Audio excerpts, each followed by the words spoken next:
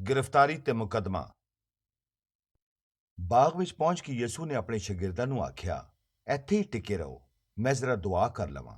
थोड़ी देर बाद ਉਹ दुआ करके वापस आया ਤੇ ਆ ਕੇ ਆਪਣੇ ਸ਼ਾਗਿਰਦਾਂ ਨੂੰ ਕਹਿਣ ਲੱਗਾ, ਲਓ ਈ ਮੇਰਾ ਫੜਾਉਣ ਵਾਲਾ ਵੀ ਆ ਪਹੁੰਚਿਆ ਜੇ। ਯਸੂ ਦੇ ਇਹ ਗੱਲ ਕਹਿੰਦਿਆਂ ਹੀ ਯਹੂਦਾ ਸਿਪਾਹੀਆਂ ਤੇ ਲੋਕਾਂ ਦਾ ਇੱਕ ਟੋਲਾ ਲੈ ਕੇ ਪਹੁੰਚ ਗਿਆ, ਜਿਨ੍ਹਾਂ ਦੇ ਹੱਥ ਵਿੱਚ ਡਾਂਗਾਂ ਤੇ ਤਲਵਾਰਾਂ ਸਨ। ਯਹੂਦਾ ਦੀ ਨਿਸ਼ਾਨਦੇਹੀ ਤੇ ਉਹਨਾਂ ਨੇ ਯਸੂ ਨੂੰ ਫੜ ਲਿਆ। ਜਦੋਂ ਸ਼ਾਗਿਰਦਾਂ ਨੇ ਵੇਖਿਆ ਕਿ ਯਸੂ ਗ੍ਰਿਫਤਾਰ ਹੋ ਗਿਆ ਤੇ ਉਹ ਯਸੂ ਨੂੰ ਛੱਡ ਕੇ ਨੱਸ ਗਏ। ਸਿਪਾਹੀ ਯਸੂ ਨੂੰ ਫੜ ਕੇ ਮਜ਼ਹਬੀ ਰਹਿਨੁਮਾਵਾਂ ਦੇ ਸਰਦਾਰ ਦੇ ਘਰ ਲੈ ਗਏ, ਜਿੱਥੇ ਮਜ਼ਹਬੀ ਰਹਿਨੁਮਾਵਾਂ ਦੀ ਪੰਚਾਇਤ ਲੱਗੀ ਸੀ। ਯਸੂ ਦਾ ਮੁਕੱਦਮਾ ਸ਼ੁਰੂ ਹੋਇਆ ਤੇ ਗਵਾਹਾਂ ਦੀ ਲੋੜ ਪਈ। ਗਵਾਹ ਤੇ ਕਈ ਆਏ, ਪਰ ਯਸੂ ਦੇ ਖਿਲਾਫ ਕੋਈ ਐਸੀ ਗਵਾਹੀ ਨਾ ਮਿਲੀ ਕਿ ਉਹਨੂੰ ਮੌਤ ਦੀ ਸਜ਼ਾ ਦਿੱਤੀ ਜਾ ਸਕੇ। ਜਦੋਂ ਮਜ਼ਹਬੀ ਰਹਿਨੁਮਾਵਾਂ ਦੇ ਸਰਦਾਰ ਨੇ ਵੇਖਿਆ ਕਿ ਕੋਈ ਗਵਾਹੀ ਨਹੀਂ ਮਿਲਦੀ ਤੇ ਉਹ ਆਪ ਖੜਾ ਹੋ ਗਿਆ ਤੇ ਕਹਿਣ ਲੱਗਾ, ਤੂੰ ਜਵਾਬ ਨਹੀਂ ਦਿੰਦਾ, ਲੋਕੀ ਤੇਰੇ ਖਿਲਾਫ ਕੀ ਕੁਝ ਕਹਿ ਰਹੇ ਨੇ। ਪਰ ਯਸੂ ਫੇਰ ਵੀ ਚੁੱਪ ਹੀ ਰਿਹਾ। ਜਦੋਂ ਉਹਨੇ ਵੇਖਿਆ ਕਿ ਯਸੂ ਜਵਾਬ ਨਹੀਂ ਦਿੰਦਾ ਤੇ ਉਹਨੇ ਆਖਿਆ, ਮੈਂ ਤੈਨੂੰ ਜ਼ਿੰਦਾ ਖੁਦਾ ਦੀ ਕਸਮ ਦਿੰਦਾ ਵਾਂ, ਸਾਨੂੰ ਵੀ ਦੱਸ ਕਿ ਤੂੰ ਖੁਦਾ ਦਾ ਪੁੱਤਰ ਮਸੀਹ ਹੈ।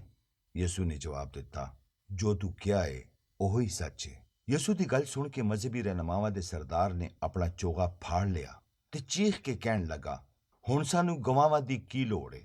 ਇਹਦੇ ਮੂੰਹੋਂ ਕੁਫਰ ਤੁਸੀਂ ਆਪਣੀ ਕੰਨੀ ਸੁਣ ਲਿਆ ਏ। ਹੁਣ ਤੁਹਾਡੀ ਕੀ ਸਲਾਹ ਏ? ਪੰਚਾਇਤੀਏ ਕਹਿਣ ਲੱਗੇ, ਉਹਨੂੰ ਜਾਨੋਂ ਮਾਰ ਦੇਣਾ ਚਾਹੀਦਾ ਏ। ਪੰਚਾਇਤ ਦੀ ਗੱਲ ਸੁਣ ਕੇ ਉਹਨਾਂ ਨੇ ਯਸੂ ਦੇ ਮੂੰਹ ਤੇ ਥੁੱਕਿਆ ਤੇ ਮਾਰਿਆ ਕੁੱਟਿਆ।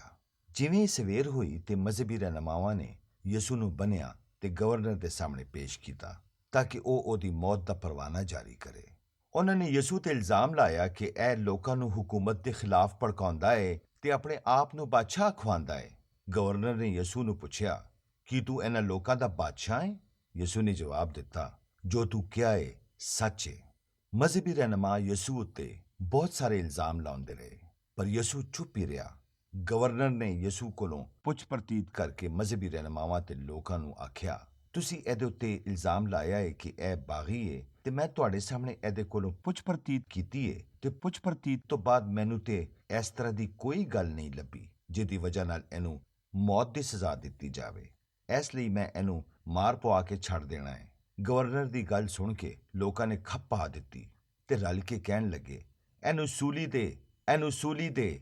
ਗਵਰਨਰ ਨੇ ਬਥੇਰੀ ਕੋਸ਼ਿਸ਼ ਕੀਤੀ ਕਿ ਕਿਸੇ ਤਰ੍ਹਾਂ ਯਸੂ ਨੂੰ ਛੱਡ ਦੇਵੇ, ਪਰ ਮਜ਼ਹਬੀ ਰਹਿਨੁਮਾਵਾਂ ਤੇ ਲੋਕਾਂ ਦੀ ਇੱਕ ਹੀ ਰੱਟ ਸੀ, ਇਹਨੂੰ ਸੂਲੀ ਦੇ, ਇਹਨੂੰ ਸੂਲੀ ਦੇ।